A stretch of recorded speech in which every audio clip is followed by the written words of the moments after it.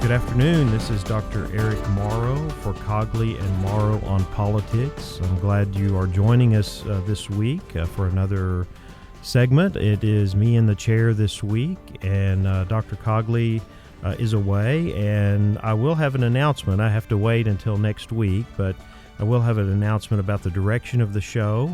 Just want to let you know that we will continue to be here. In fact, next week's show, we'll have several interviews. We'll be interviewing Jeff Stanford with the Stephenville Economic Development Association and Bill Leverton with the Small Business Development Center to talk about the economic impact of the COVID-19 crisis, the pandemic, right here in Stephenville and Erath County.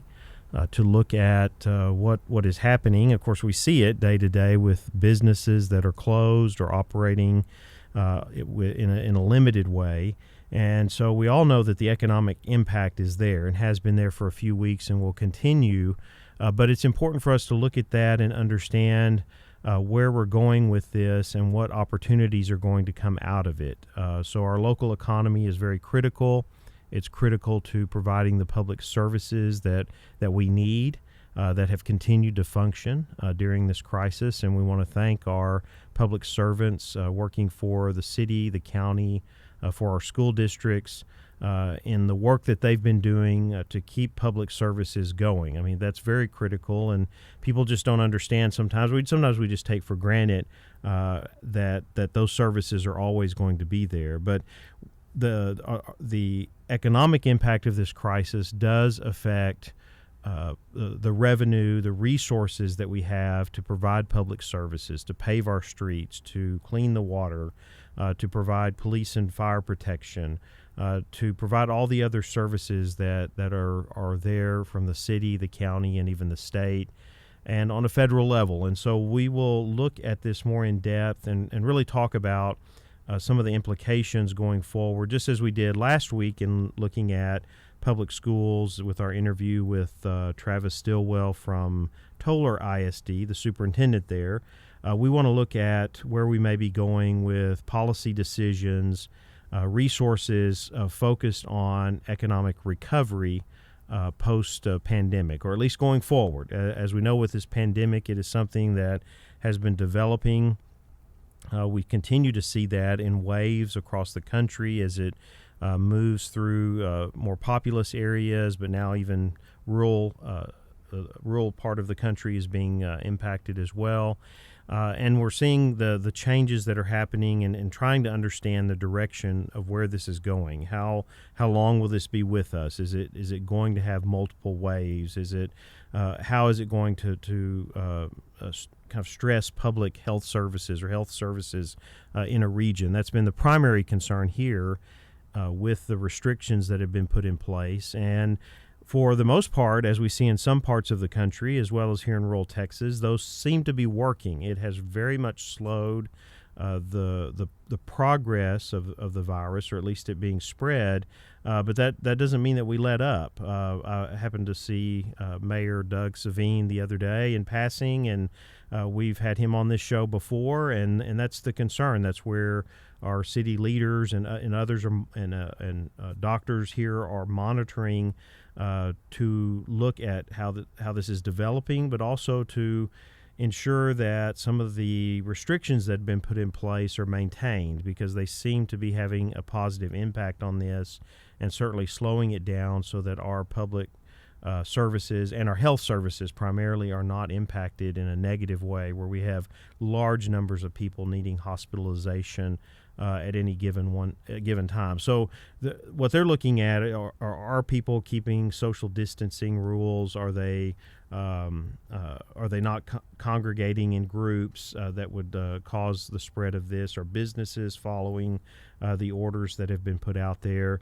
And so as long as people are doing that, as long as people are trying to put these measures in place and to prevent the spread of the virus, then we have a certain level of flexibility there. We have a certain level at which we can, yes, get out and get essentials. We can run errands. Essential employees can go to work. and the impact of the virus is not as significant. So this is something that we're watching week to week, and we have been looking at its impact on our different areas of interest related to politics and government. And of course, next week that we'll be looking at the economic impact. We'll also next week, and just to give a little preview, I don't always do this, but we're going to talk about how and look at some polling data on how the pandemic has impacted how Americans view the news, how they engage with news, and what is their favorability in terms of media, but how is that also impacting their political engagement as well. There's some very interesting data out on that certainly shows that people are more engaged in news. They're watching more. They're getting information from news. But where is the impact on this in terms of the sources, and in relation of those sources to where they might be politically in terms of ideology, party identification, and so forth. So some very interesting data that I'll do a little more work with and consume over the course of the week to be prepared to discuss when we meet next week.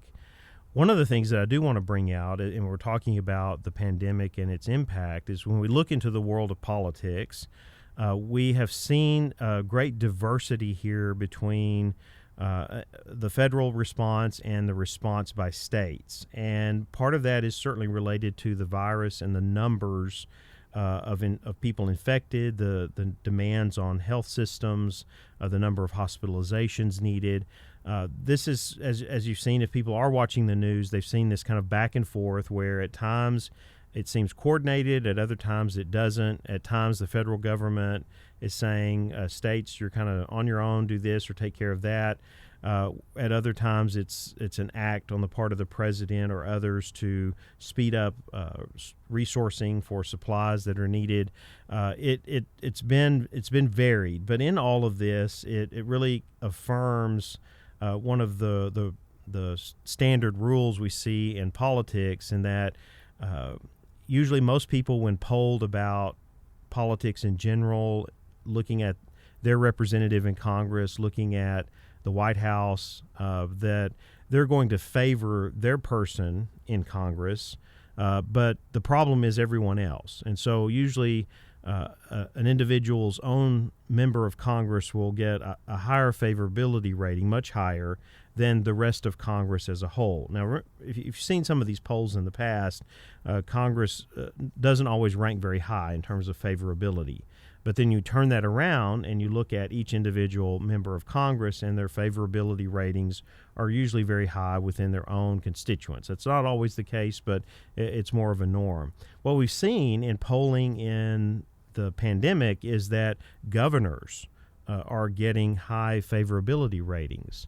The fact that most Americans, and we're talking about anywhere from 69 to 69% is the average, but 61 to 75% of people approve of the job that their governor is doing, compared to a national average of 44% of President Trump's approval rating. So when you look at that, you see, again, this is more local. The governors are very much out front in most every state. They're very visible. They're making regular statements, just as the president is doing, on responding to the pandemic, and that is having an impact. That favorability rating is quite significant among governors, especially as people, I think, are looking at this on a state-by-state basis. We see this, the news kind of structures this when we're looking at it geographically, and we're looking at how the virus is spreading and how it's being addressed and what are the challenges of certain geographic regions, and certainly that comes down to states. And thus governors are out front talking about it, responding to it, asking for federal assistance, trying to move forward the resources in their own state. And so it's very, very interesting to see how this is playing into a crisis like this, and what the impact might be on the presidential race, which we'll get to in the last part of the program today. We want to kind of do a check-in and see certainly based on the fact that Sanders has dropped out of the race. But what are some of the factors that are influencing the way people view the candidates and the possible outcome of the presidential election? Well, here's a factor that may have some influence, and that is the focus being shifted, it seems, much more away from the federal response and more to what is happening within each individual state. Will that help the president or not? Will it help a challenger, Joe Biden, or not? Well, that's yet to be seen. A lot of time between now and the general election. But we do want to track that and give it some attention and make you aware of it as well. So moving on in today's show, we've got a couple of segments here, the things that we want to focus on to give some attention to, especially related to the unique crisis that we're in at this point in time. And one of the ones that we've seen that's very interesting, and here we are at a very important time of the year for many people of religious faith, looking at Easter, looking at Passover coming this next week. Of course, today's the Easter for many Western Christians. Eastern Orthodox churches follow the lunar calendar in setting their date for Easter, so it doesn't always fall on the same date. So it will be next Sunday, following Passover this next week on the 16th. And so there's a lot of people who are seeing a tremendous amount of disruption in their regular religious practices, and the reason for that is the virus. It is the limitations that government has put on gatherings. It is the need to keep people apart, social distancing, especially in terms of religious practices where you do have very close proximity of people and even close proximity in contact in churches that, say offer a sacrament each week, who greet each other as a part of a service.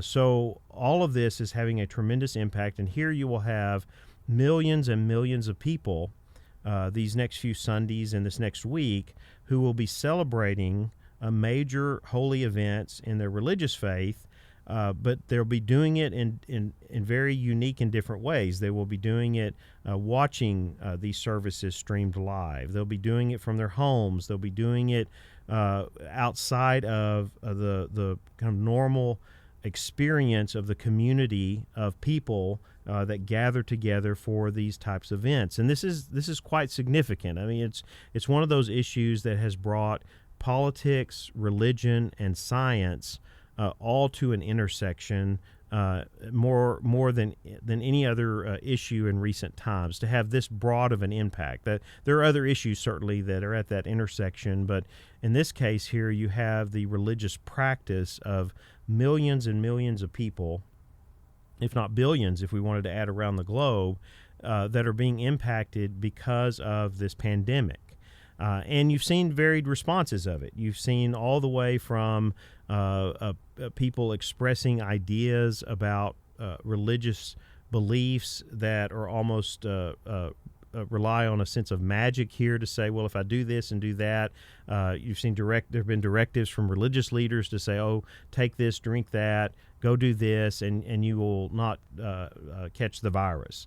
All the way to really what we see the majority of adherents and of certainly religious leaders that are following the guidelines that are being put forth by government to abide by restrictions, to not congregate, to have churches basically closed. If services are going to be performed, that they be performed and streamed through the internet or in other ways in order for people to participate, but participation being at home, staying safe, and not contributing in some way to the spread of the virus.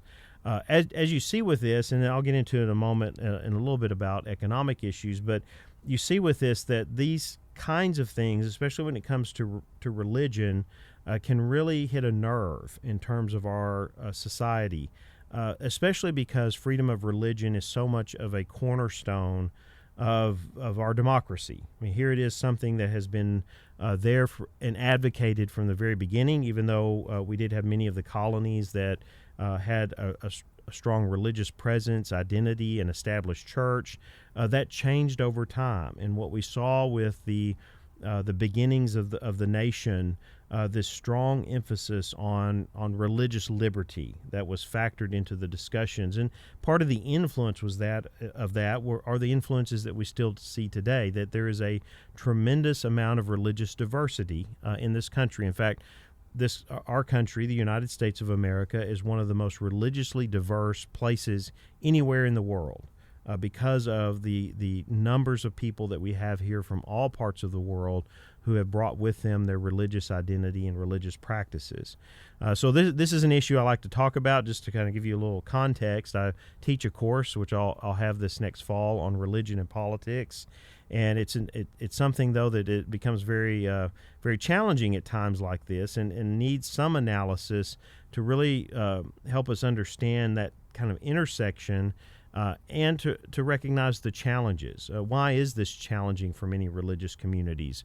It is because here are very traditional practices, especially when we're talking about Easter, and one of the times of the year when many people are in church and are participating, attending, the significance of the holiday, of the holy day itself. But these are very entrenched, long-standing, and we're talking about not just centuries but millennia, practices within religious communities that are not easily changed. I mean, they have so many elements, traditional elements to them that people have grown up and experienced, and they want that experience, and that experience is essential to celebrating that particular day.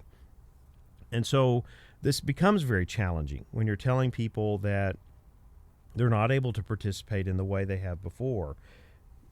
They're not able to go into a church and light a candle. They're not able to receive communion. They're not able to enjoy the fellowship of a religious community during this time period. That becomes very, very difficult for many people, and certainly for religious leaders as well. Especially at a time when you think about this, here we are in a crisis that, in terms of science, we're trying to analyze it and find solutions and answers to it. Where on the other hand, in terms of our humanity, when we look at it in terms of the challenges that it brings, there are many people that find answers to those questions in their religious faith and identity. And so that connection to that is very, very critical. And so going to a service, going to a place of prayer, listening to their pastor or their priest or their rabbi or their imam, listening to people offer religious guidance becomes very, very critical, and at times very helpful to them in trying to understand and get through these types of crises.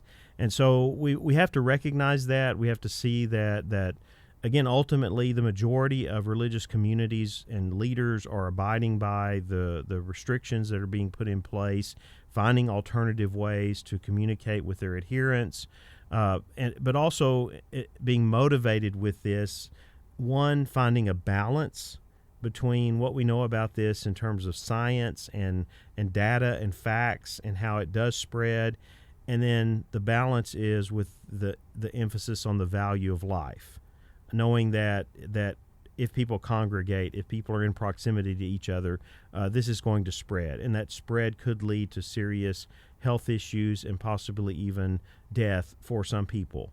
And so religious communities in and of themselves, their focus is very much on a value of life and then how this is put into action. And so by not going to church or to the synagogue or to the mosque, not participating in services and sacraments and ceremonies, we know that is actually saving lives. And I think that's where you see the emphasis being placed by many, not just in this country, but around the world, in trying to address this and trying to say this is not, can't be discussed as an infringement upon religious freedom as much as it is actions we are taking to preserve life.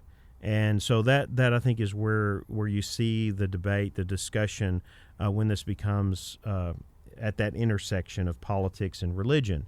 Now, on the other side of it, I think as a part of this, we have to look at how the issues being addressed by our political leaders, because that can be very challenging as well. The language, because you have such a large number of people that have a strong religious identity, and that identity kind of influences and shapes their worldview, and then helps them, guides them in engaging with a crisis like this, then it can be very challenging for political leaders and how they speak about this. And this is where we have seen a tremendous amount of work and analysis done in this country with the unique arrangement that we have, with a high level of religious liberty, with the diversity that we have of how do you bring religion into the public square? How do you engage with that in a country that is as diverse as we are? So we're not going to speak so much about coming from a religious perspective or identity, but on the other hand, from those who are political leaders, how do they engage and address that? And I think this is one of the challenges that we've seen in communication. You've seen some governors, you've seen the president, you've seen people talk about things that are couched sometimes in either religious terms or this idea about, miraculous change or something that will impact this in a way. And then on the other side, that's often contrasted with the scientific side of it, of explanation about what's actually happening on the micro level. How is this a virus being spread? What are the health impacts of it? How do we combat it? What are the possibilities of a vaccine? And so on. And so one of the things that political leaders have to be very careful about in this, especially given our religious diversity, but our diversity of a country that have many people who are not religious, who have no religious identity or don't practice religious beliefs, of how you communicate about that there is a reliance on the data, the facts, the analysis of what's happening, and trying to make clear decisions that in a way can certainly be communicated in a language that inspires hope and confidence, and the community as well in terms of our response to this, but doesn't go so far as to feed kind of views about this virus that are not based in reality. Okay, and let me explain. Probably need to explain that a little more in depth, and that is that you have political leaders. They're aware of the data, the facts. They're relying on the information they're getting from the scientists and the doctors and the people who are engaged with this, that are studying it, that are trying to find solutions, that are trying to help us through this. But at the same time, and relying on that and ensuring that good information is out there, and that is what is being spread and discussed and is available to people, is also in a message of that comes from genuine leaders, that they're inspiring people to say we need to serve, we need to offer, we need to give people hope, we need to work through this, we need to respond to the needs. We need to, as a country and as communities, come together to get through this. Those are all things that are strong values of our democratic society that speak to anyone of any faith or not of faith, to help them in terms of their response to this crisis. But again, focusing very much on the data and the information that is helping and guiding us, the scientific analysis of this, to guiding us to find solutions. And this is where political leaders often get caught. They're not necessarily scientists. They're not trained and engaged in that field to the degree that they have a level of expertise that they can speak from. But they are leaders, and so they need to be informed by that. They need to appreciate it and value it, but they also need to be able to communicate it in a way that shows that instills confidence and helps people to remain calm, as we've seen. I mean, I think one of the things that we've seen in all of this is the high level of trust that we have as a country in the rule of law. That is what has helped, no matter what the messaging is from our political leaders and from others, is that you see that people by and large have at least a level of trust to say okay, we're going to follow these guidelines, we're going to follow these measures that are being put in place because we know that that is critical to getting through this. And so what we've not seen is a high level of insecurity, or what we would say would be destabilization, where we get to the point that the rule of law begins to break down because people no longer have trust in the system and the leaders who are trying to guide us through this and put the things in place that we need to address this. And so that trust is there. I think that's something that's very commendable in what we're seeing across the country. I think it's something that tells us that the foundations and the underlying values of our democracy are very much in place. That there is a desire to get through this, to work collectively to do so, to listen to those that are in positions of leadership who are trying to guide and respond to this, because it is much bigger than any one city or state or even this country. And so that can be reassuring in a time like this to say, hey, look, we do have this challenge. Other than the runs on hand sanitizer and toilet paper and a few other things, where that some of that's not, how do you explain that? Again, the toilet paper thing just defies me completely. I just don't understand that.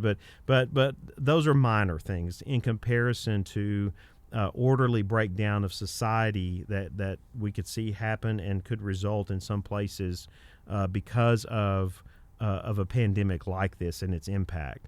Again, we see people trying to abide by, the majority of people abide by the restrictions that are in place in order to weather this, to protect themselves, to protect their families, to protect others in their community, to give space to our public officials and our those who provide health care in our communities to be able to respond to those that are most in need. So again, we'll come back and visit this more as we move forward through this crisis. But it is something that I would encourage you to look at. I'll post some things on the Facebook page as well about this intersection of religion, politics, and science in terms of this pandemic and some of the challenges that it has created. But it is a unique time. It is interesting in terms of the impact that this has created. Things that we 3 or 4 months ago most people would have never thought possible, that we wouldn't be able to be in our communities, our religious communities during this time of the year, that people would be restricted in the ways that they are. So it is something to show that our world is constantly changing. It can change in a very rapid and significant way where almost the entire world is impacted in some way. And that then has an impact on politics and government and how it affects our lives. So we're going to take a quick break, and when we come back, we'll have more Cogley and Morrow on politics.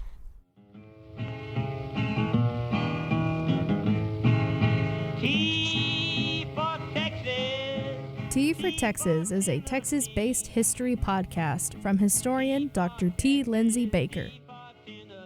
Find a new episode every Thursday morning wherever you get your podcasts.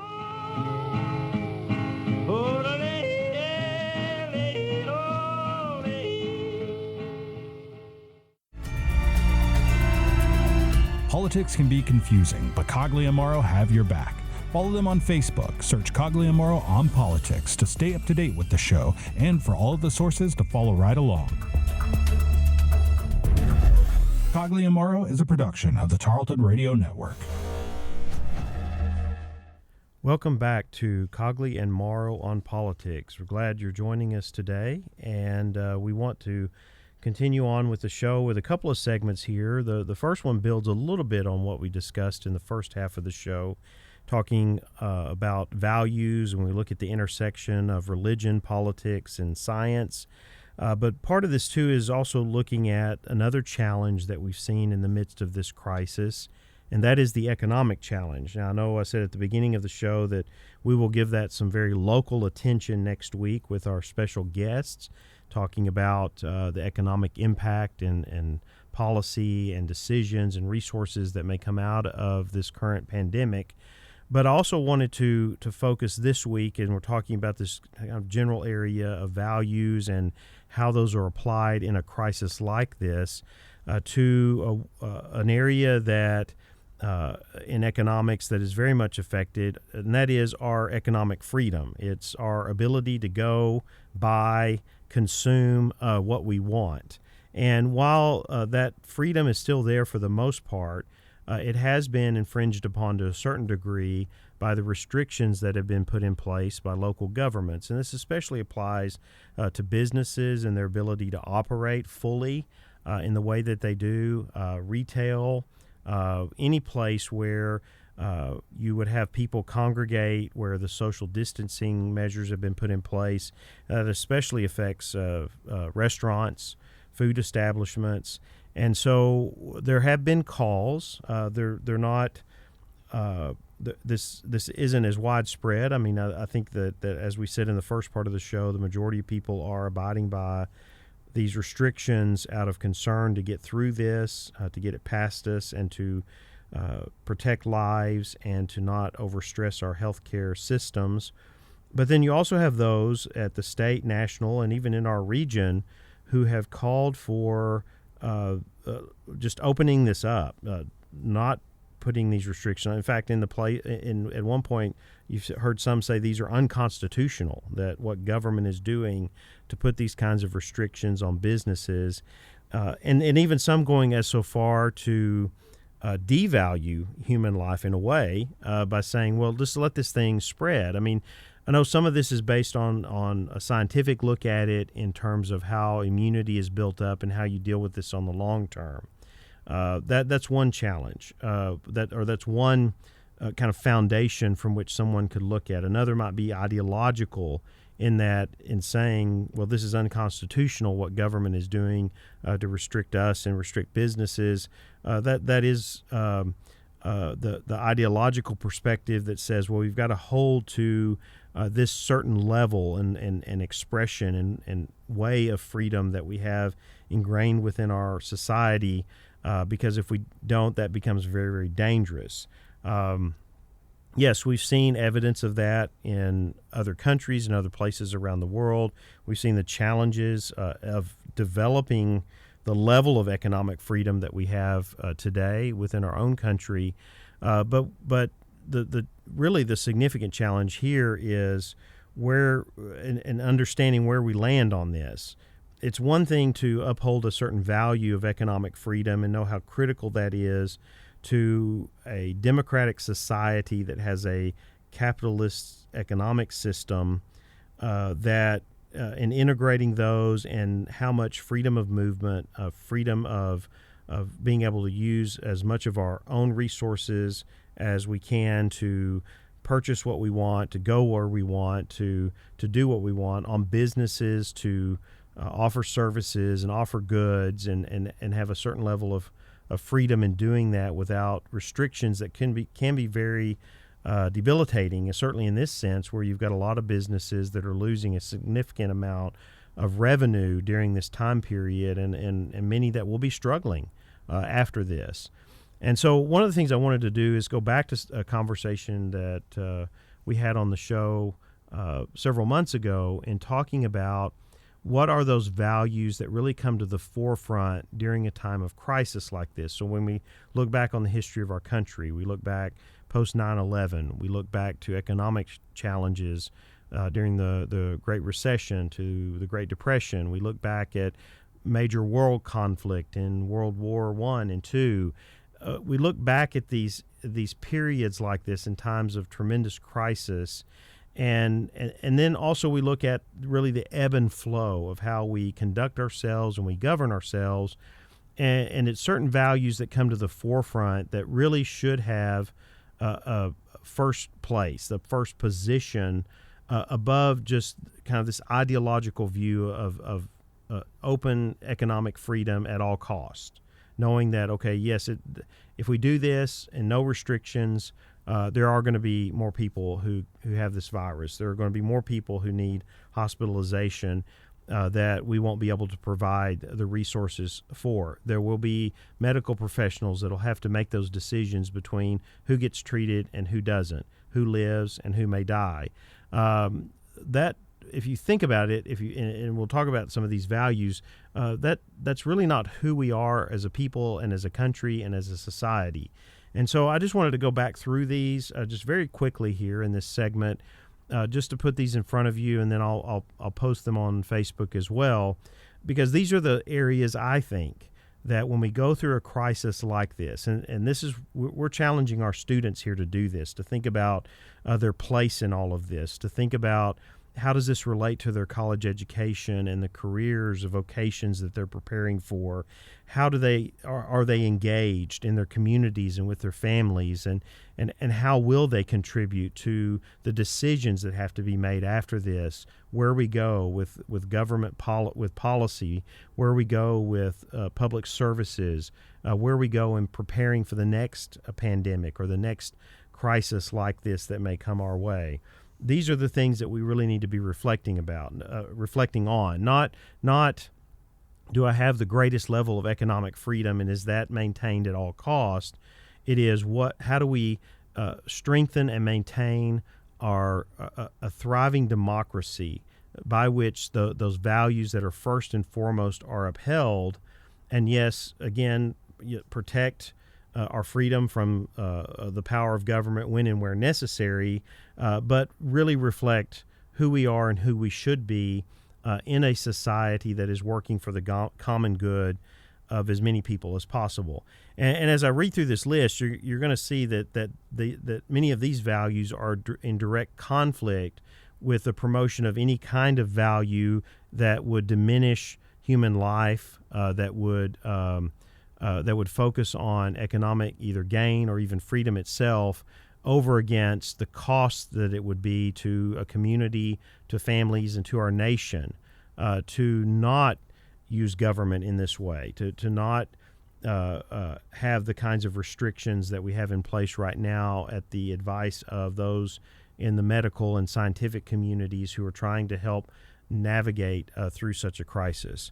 So really the first three on the list here, and this is coming out of a document that I've used here on the show before about enacting a thriving democracy and how that applies to what we do here in higher education at Tarleton State and at other institutions. But when you look at this, these values, the first three on the list are dignity, humanity, and decency. I mean, I think when you look at that foundationally, that is critical, because it's critical really to understanding freedom. Because freedom is not on this list. It's assumed when you have dignity, humanity at the top of the list that you're going to ascribe those values to every other single person. And so by doing that, you're affirming their freedom and their liberty. In fact, the limits on our freedom in this country are put there to protect the infringement upon the freedom of others. And so if we have respect for that other person, if we see the dignity and the equality of all of us as human beings, if we understand our humanity, our shared humanity, then we're going to want the same things for the other person that we want for ourselves. And so that's very critical and foundational. Not economic freedom. It's that freedom comes out of this innate identity that we have as human beings, and the benefit of recognizing the equality of that in each and every other person. Decency, as I said, follows. The next three: honesty, curiosity, and imagination. Those are critical, especially when we're looking at ways in which to deal with this crisis, to use the technology that we have, the advancements that we have, our human intellect, to be able to address this, get through it, find solutions, know that there are going to be economic, political, social challenges in the days, weeks, and months ahead of us, but being able to use our ingenuity and our creativeness to be able to address those. Wisdom, courage. Okay, again, wisdom, being able to discern to work through a very complex and challenging situation in a very complex world, and to see clearly direction and solutions, not being manipulated for political or economic or even gain of power and control. Courage, be able to act with integrity, the capacity to thrive in the midst of ambiguity, uncertainty, and change. Courage, as I mentioned earlier in the show, the inspiring people to be bold and to kind of stand up and move forward, knowing that we need that kind of leadership, and we all need to be engaged in that way to find solutions in our own communities, our states, and our country as a whole. The emphasis on community as another value. Okay, this is another area that's very, very critical when we're talking about the partnerships, the networks, how we collaborate and work together collectively to make a contribution, to make a difference. Participation, that we are engaged, that we're not isolating ourselves other than social distancing at this point and staying home and staying safe, but that we're participating in the larger dialogue, discussion, and efforts to move closer to the common good. Stewardship, using our resources in a responsible way. Resourcefulness. Okay, we've seen a lot of that in this crisis with people printing masks and other equipment, developing the equipment that's needed for medical professionals to respond. That's always been a quality of our American identity. And lastly, hope, a belief in the power of people to bring about desired transformations, tenacity, not giving up, knowing that even though there may be struggle and failure at times, that we're going to continue to work for a good outcome. So these are the foundational values. Okay, sometimes we get these confused in that we think about our values in terms of freedoms, things we can do, can have, can want. We think about it in those ways, and not necessarily the values that we really share as human beings that are essential to who we are and should be a part of our makeup and our character and our engagement with the world around us, especially our own society, and how we can work to make it better. And really these values, again, like I'm saying, my advocacy here is that these have to come to the forefront in terms of our discussions and our understanding of this crisis in order for us to get through it in a productive way, yes, economic freedom, other areas of freedom that we are used to, that we want, that are important to the functioning of our society as a whole. Yes, those are things that we want and we need.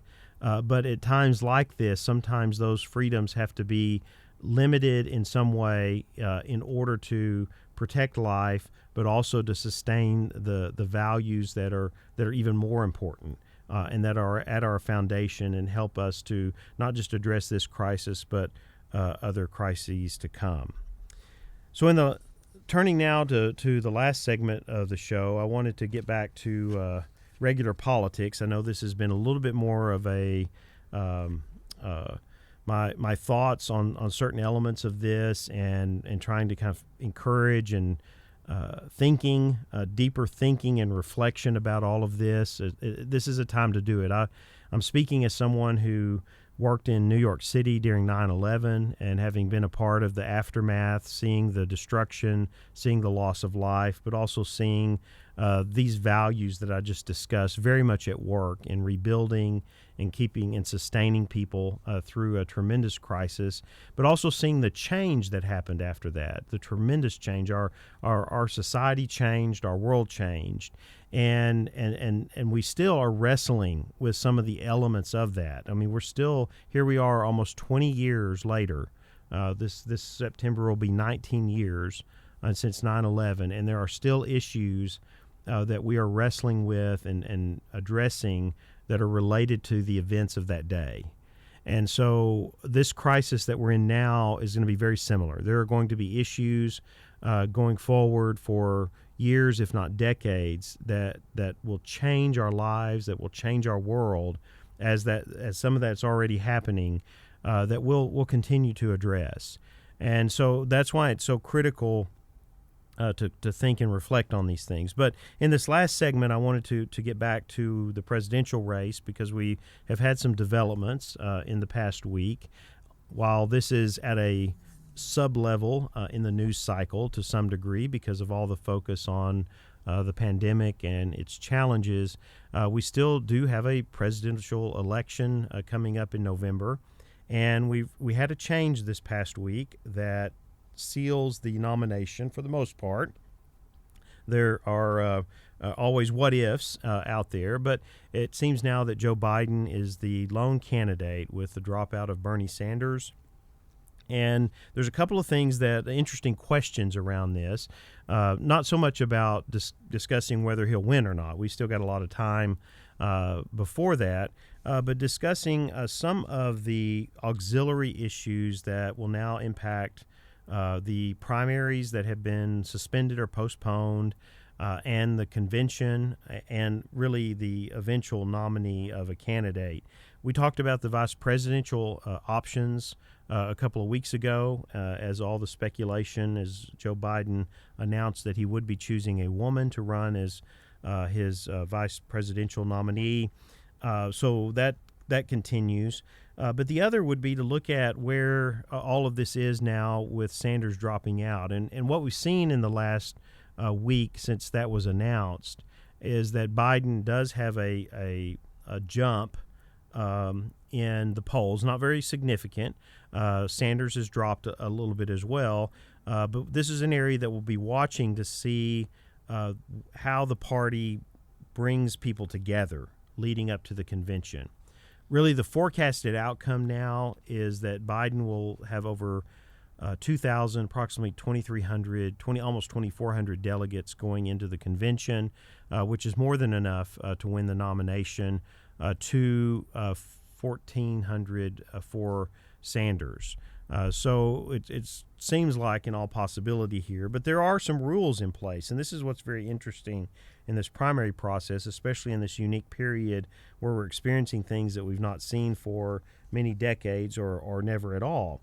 Of the 3,979 total delegates that are out there for the Democratic nomination, all those delegates are not set at this point. So we've had a number of primaries that have been postponed or rescheduled, and so there are some rules that relate to that.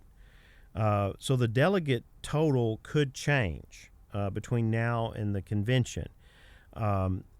It's not significant enough in the way it looks now, so this may just be an intellectual exercise at this point, but it's interesting to see some of these rules. The first way that the delegate total could change is that there are bonus delegates that the Democratic National Convention apportions to states. So bonus delegates can be awarded for two reasons. One would be for holding a primary or caucus later in the election cycle, because oftentimes after Super Tuesday and some of the bigger states go, that can determine who the finalists may be, but it does encourage to spread this process out a little bit. Or concurrent with neighboring states. That means if a primary is held at the same time as other states, they can receive a up to 10% delegate bonus, and states with contest in May or later receive a 20% bonus. So when you put all of these bonuses together for states like Georgia, Ohio, and Puerto Rico as a territory, yes, they could gain some delegates, but when we're looking at that, the total impact of that may only be about 55 delegates. So when you're talking about almost 4,000 delegates, that's not a significant number in order to swing the vote. The second way is that states receive bonus delegates if they're holding the primary on the same day as other states. And so we'll see this like Connecticut, Rhode Island, and New York. States adjoining them are holding primaries, and so their bonuses could increase 10 to 20%. There are also penalties. Okay, so penalties take away delegates and that is when they need to reschedule their primary, and they haven't done it by a certain deadline, which is Louisiana, Kentucky, and New York. They've gone past the deadline for announcing the rescheduling, and so that could lead to a 50% delegation reduction. Again, all of this in the scheme of things will not significantly change the outcome at this point, but it's interesting to kind of look at the math here and to see this kind of impact. In fact, if all of this were to happen, the total number of pledged delegates at stake in the nomination process would fall only by about 103 delegates. And so, again, when you think about almost 4,000 delegates, that is not that significant. Interesting times, and it's something that is something to follow as we move into the convention. The news reports out of the convention say that the Democratic Party the National Convention is not really looking at this as much of an issue given the nature of the crisis that we have. And so we're more likely to see no penalties, maybe no bonuses, only if it would affect the outcome. I think might this be applied, but it's not likely that we're going to see it. In closing, I wanted to point out one other thing, and I pull an article from a Yahoo News site just because these are popular articles that often get out there, and just wanted to point out a couple of things in that there was an article that talked about 3 warning signs for Trump in November. There's 3 things here that just to watch, and we've pointed out some of these on earlier shows. Biden is strong in swing states. That is true. He has about a 4 to 5 point lead in some of the swing states that Trump won barely from Clinton in 2016. And we've already talked about swing counties. The other is that the Republican Party is shrinking in terms of the membership in the party. Is that going to have an effect or not? And then the final one is that voters judge a president on the last 6 months. Well, we're in that period, or we're moving into it. And, of course, this crisis has a tremendous impact, which we'll talk more about in the weeks ahead. But that could certainly will influence how people see the candidates and the president-elect going into the election process. We want to thank you for joining us today on Cogley and Morrow on Politics. Join us each week at noon right here on KTRL 90.5 FM. Thank you, and we'll see you next week.